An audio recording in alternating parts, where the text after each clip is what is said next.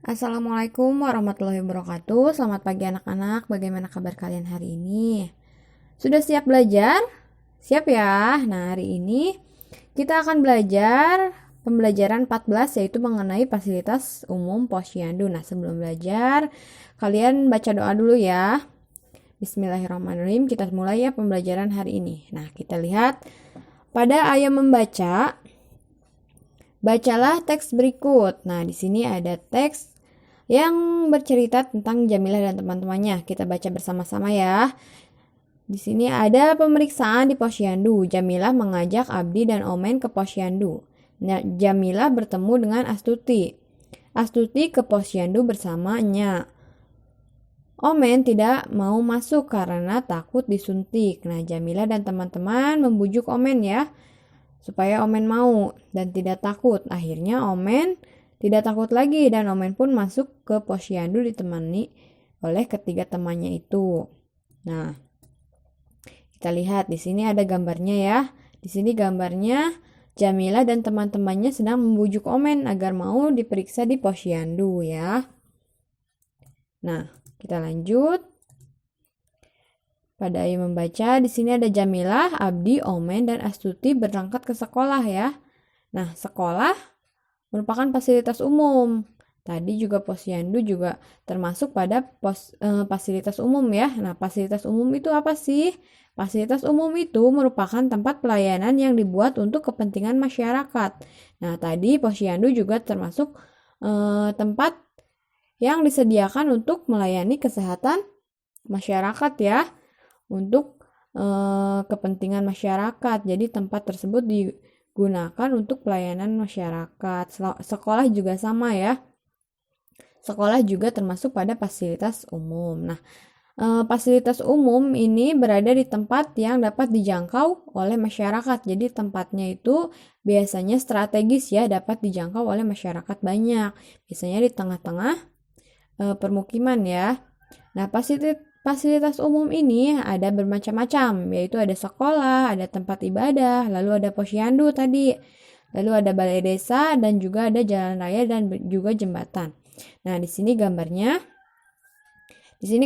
ada gambar masjid, ya, gambar sekolah, ada gambar rumah sakit, ada jembatan, ada juga jalan raya ya. Ini merupakan contoh-contoh dari fasilitas umum. Nah, lalu manfaat dari fasilitas umum itu untuk apa? Yang pertama ada untuk tempat pendidikan, yaitu tadi sekolah. Sekolah tadi untuk tempat kita menimba ilmu ya, mencari ilmu di sekolah. Lalu yang kedua ada tempat untuk beribadah, misalnya masjid ya, gereja dan lainnya ya. Lalu untuk menunjang aktivitas transportasi tadi seperti jembatan dan jalan raya ya. Lalu sebagai sarana kesehatan masyarakat, misalnya rumah sakit, posyandu, dan lainnya ya. Lalu sebagai tempat untuk rekreasi, nah ini juga misalnya taman ya, itu juga termasuk pada fasilitas umum ya. Menyediakan berbagai jasa yang dibutuhkan, tadi ada untuk pendidikan, ada untuk ibadah, lalu ada untuk transportasi ya, ada juga untuk kesehatan. Nah, itu jasa-jasa yang kita butuhkan ya. Ketika kita sakit, kita harus mengunjungi puskesmas atau rumah sakit ya. Kalau mau beribadah, kita bisa menggunakan fasilitas umum yaitu masjid. Seperti itu. Lalu untuk memudahkan aktivitas sehari-hari, nah tadi fasilitas-fasilitas umum tersebut dapat kita gunakan untuk mempermudah aktivitas kita sehari-hari ya. Nah, kita lanjutkan. Di sini ada teks lagi nih. Kita baca ya. Jamilah, Abdi, dan Astuti mengunjungi fasilitas umum. Mereka mengunjungi fasilitas umum posyandu. Nah, tadi posyandu juga termasuk fasilitas umum ya. Termasuknya pada fasilitas yang kesehatan. Dengan adanya posyandu, tubuh Jamilah dapat dijaga pertumbuhannya dan kesehatannya. Nah, tahukah kamu tentang posyandu? Apa saja kegiatan yang ada di posyandu? Nah, kita bahas bersama-sama ya. Di sini posyandu itu merupakan singkatan dari Pos Pelayanan Terpadu. Nah, posyandu dapat mengontrol kesehatan anak ya. Biasanya anak-anak yang masih posyandu itu di bawah 5 tahun ya.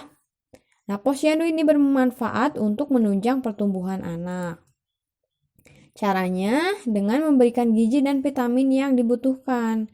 Posyandu memberikan manfaat yang besar bagi masyarakat. Nah, manfaat dari posyandu itu ada apa saja? Kita lihat ya bersama-sama. Yang pertama, pertumbuhan anak terpantau. Nah, ini kan biasanya kita pada saat posyandu, anak-anak itu diukur berat badan, tinggi badan, dan lainnya ya, agar pertumbuhan anak bisa terpantau. Bagaimana pertumbuhannya setiap bulannya itu baik atau tidak. Kalau kurang baik bisa diberikan vitamin dan lainnya ya, atau makanan-makanan yang bergizi untuk menunjang pertumbuhannya tersebut. Lalu balita dan bayi mendapatkan vitamin yang dibutuhkan. Nah, tadi ketika misalnya pertumbuhannya kurang bagus, pasti akan diberikan vitamin yang dibutuhkan oleh bayi tersebut ya. Lalu bayi memperoleh imunisasi lengkap. Nah, pada saat posyandu juga kita biasanya mendapatkan imunisasi ya. Ada vaksin apa saja bermacam-macam ya untuk menunjang kesehatan kita. Lalu memperoleh informasi tentang balita. Nah, tadi kan pertumbuhan anak biasanya dicatat ya, pertumbuhan setiap bulannya dicatat. Jadi kita dapat tahu informasi tentang perkembangan balita ya, mulai dari berat badannya, tingginya, dan lainnya. Lalu mengetahui kondisi anak, kondisi kesehatan anak. Nah, ini juga biasanya kan diperiksa kesehatannya juga ya. Jadi kita dapat mengetahui kesehatan anaknya. Lagi kondisinya, lagi kesehatannya lagi dalam kondisi baik atau tidak ya. Nah, tadi itu dia manfaat dari posyandu ya. Nah, posyandu ini disediakan secara gratis ya. Jadi sudah selayaknya kita memanfaatkan fasilitas-fasilitas yang disediakan oleh pemerintah ini, karena biasanya fasilitas-fasilitas ini banyak yang gratis ya. Jadi kita harus memanfaatkannya dengan baik. Nah, untuk tugasnya kalian kerjakan Ayo Berlatih pada halaman 136 dan pada halaman 138 pada buku PLBJ ya. Nah, sekian pembelajaran hari ini. Tetap semangat belajarnya dan tetap jaga kesehatan. Ibu akhiri pembelajaran hari ini ya. Tetap semangat puasanya ya. Wassalamualaikum warahmatullahi wabarakatuh.